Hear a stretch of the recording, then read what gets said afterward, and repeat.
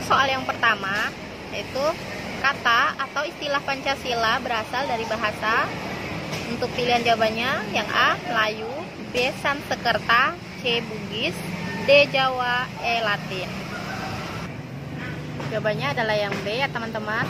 Ini berikut penjelasannya. Kata atau istilah Pancasila berasal dari bahasa Sanskerta, yaitu panca yang berarti 5 dan sila yang berarti dasar atau asas. Nah, secara harfiah Pancasila itu diartikan sebagai dasar yang memiliki 5 unsur. Untuk soal yang nomor 2, ajaran yang berasal dari Adam Smith merupakan ideologi.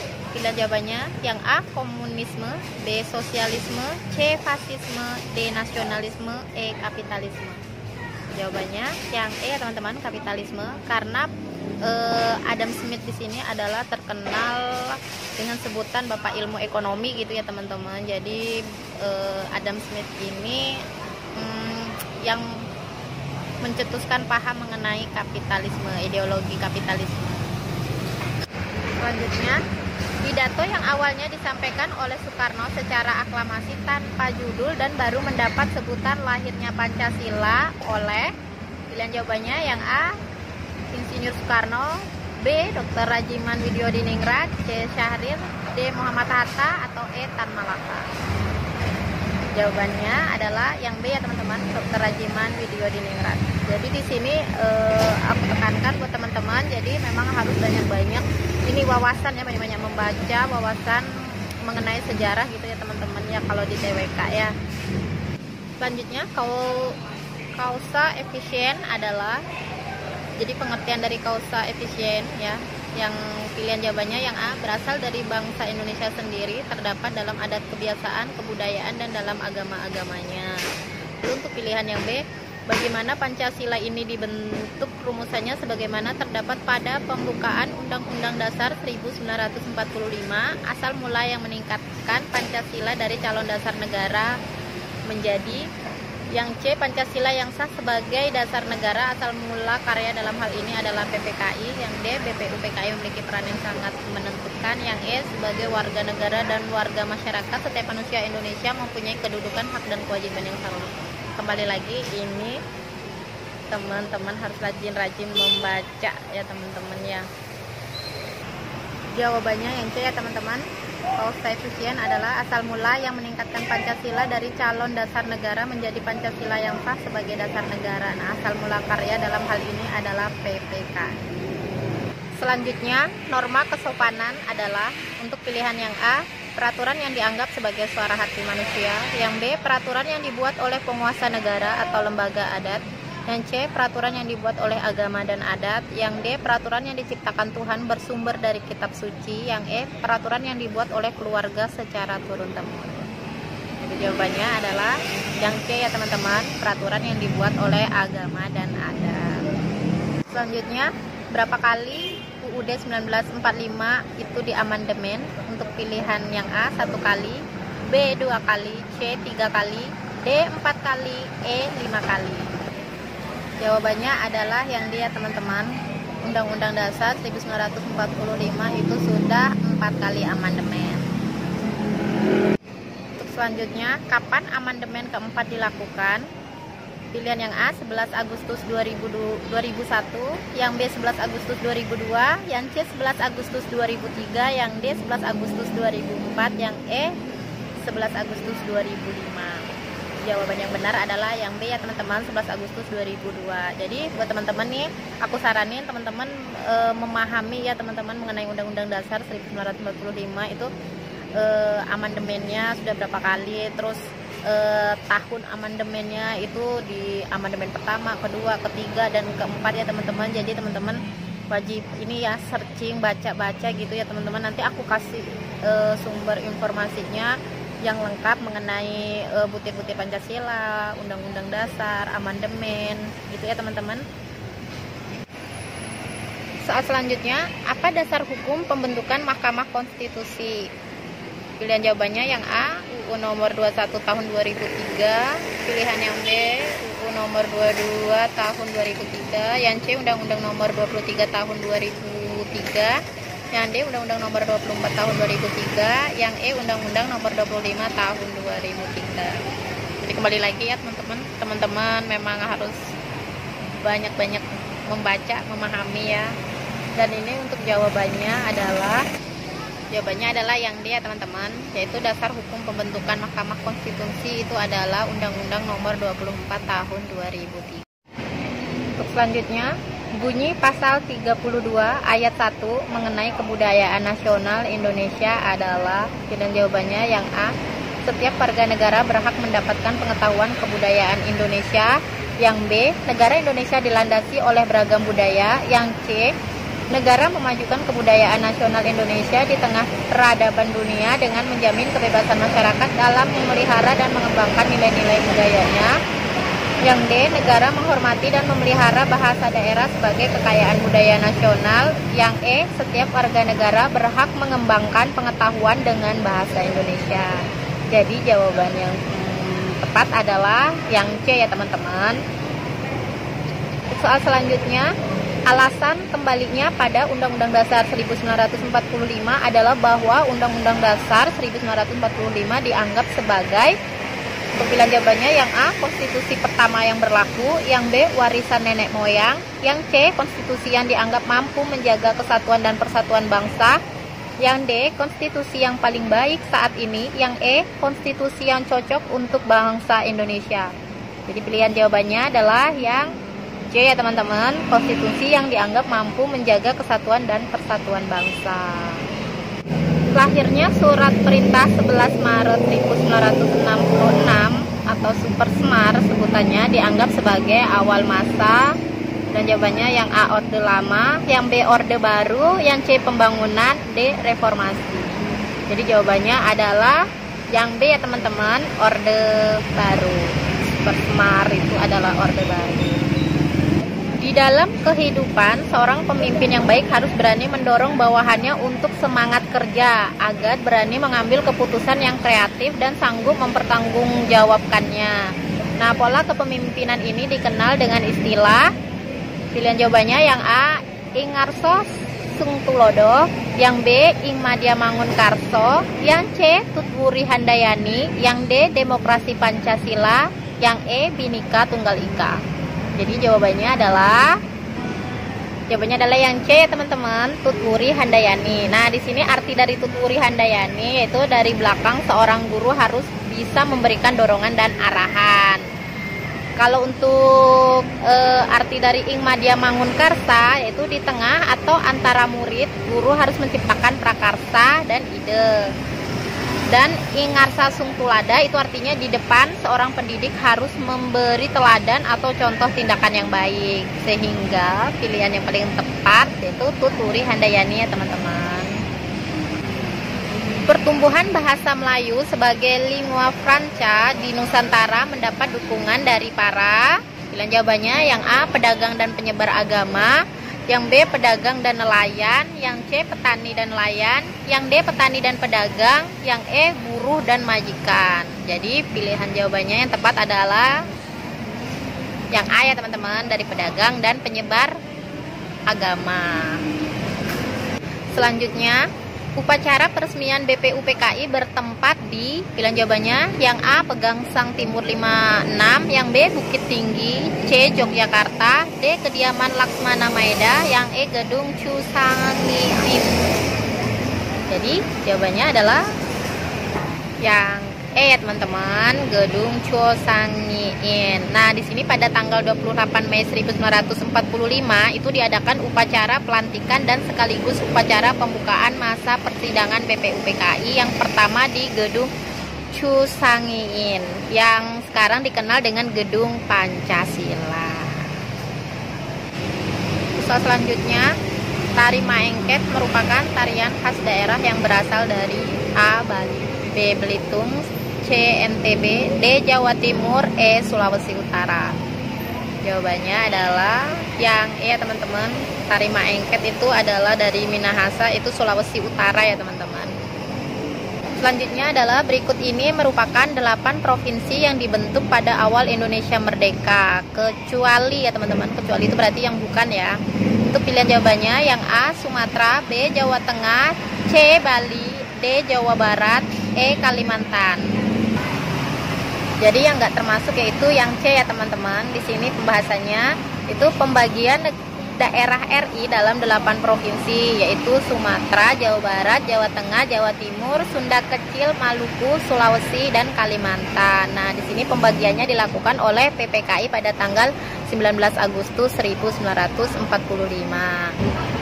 Jadi yang nggak termasuk itu yang C ya teman-teman, Bali. Soal selanjutnya, tim terpadu yang dibentuk pemerintah untuk memisahkan kekuasaan eksekutif dengan kekuasaan yudikatif agar dapat mewujudkan peradilan yang bebas adalah ciri utama dari A. Negara hukum, B. Pemerintah demokrasi, C. Negara republik, D. Kedaulatan rakyat, E. Penegak hukum. Jawabannya adalah yang B ya teman-teman. Pemerintah demokrasi di sini akan berusaha untuk memenuhi aspirasi dari rakyatnya. Contoh soal selanjutnya, membina persatuan dan kesatuan dihubungkan dengan semboyan Bhinneka Tunggal Ika, mengandung makna bahwa untuk pilihan yang A dalam bergaul harus dapat menyesuaikan diri, yang B kebudayaan daerah harus terus dilestarikan, yang C dalam pergaulan tidak boleh membedakan suku, yang D kebudayaan masyarakat tidak tergantikan budaya lain, yang E keanekaragaman tak mungkin dipersatukan.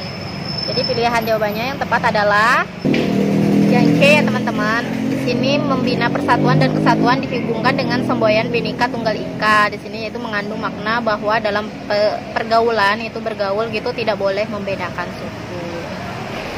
Soal selanjutnya, prinsip Bhinneka Tunggal Ika mengandung makna bahwa yang pilihannya yang A, ciri kedaerahan tidak boleh ada dalam pergaulan di masyarakat. Pilihan yang B, adanya bermacam-macam suku dan adat istiadat tak perlu dirisaukan. Yang C, dimuarakan pada kesatuan. Yang D, bangsa Indonesia mengakui kebinekaan sebagai kekayaan. Yang E, keberadaan dan keanekaragaman tidak menghalangi persatuan.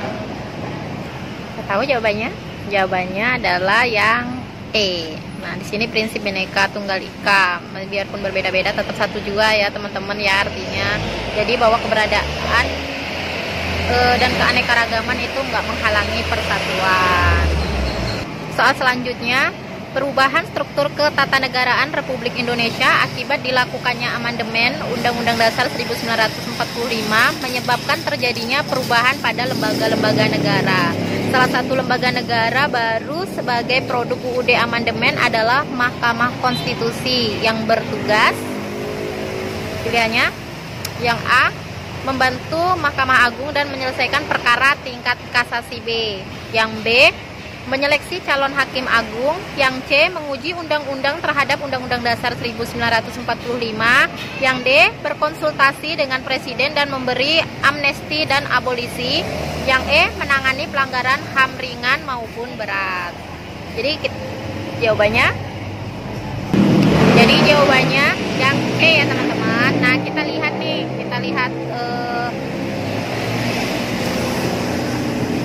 penjabarannya, yaitu Mahkamah Konstitusi berwenang mengadili pada tingkat pertama dan terakhir yang putusannya bersifat final untuk, nah di sini ada beberapa ininya ya.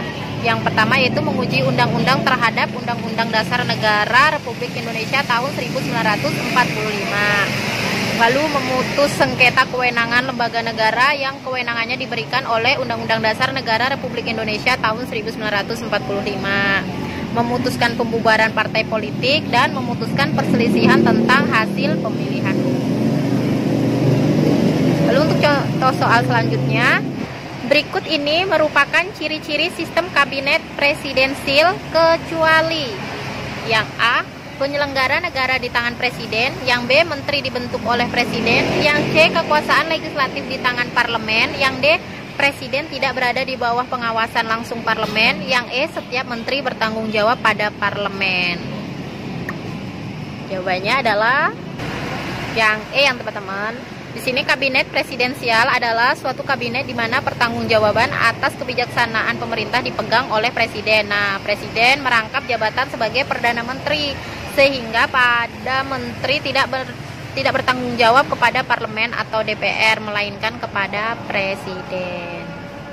Berikut ini merupakan syarat menjadi presiden dan wakil presiden kecuali yang A. WNI asli sejak dia lahir, yang B. tidak pernah memiliki kewarganegaraan negara lain, yang C. sehat jasmani dan rohani, yang D.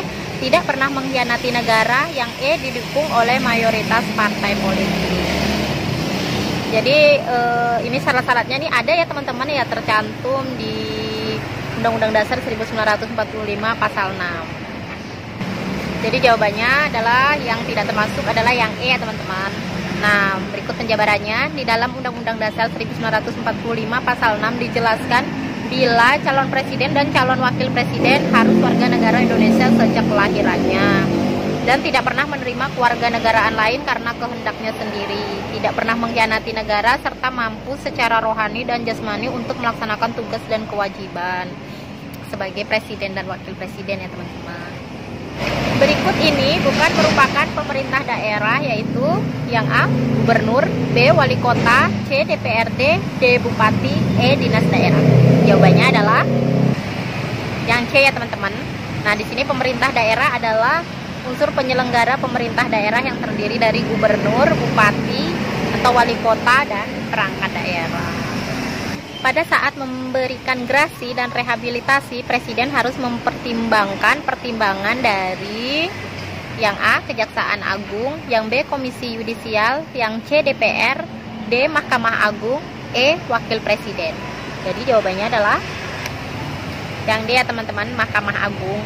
Nah, karena di dalam Undang-Undang Dasar 1945 pasal 14 dijelaskan bahwa presiden memberikan grasi dan rehabilitasi dengan memperhatikan pertimbangan dari Mahkamah Agung. Selanjutnya, urutan perubahan konstitusi Indonesia dari masa kemerdekaan hingga sekarang adalah pilihan yang A. UUD 1945, Konstitusi RIS, UUDS, UUD 1945 Pra-Orba, UUD Orba, UUD Amandemen.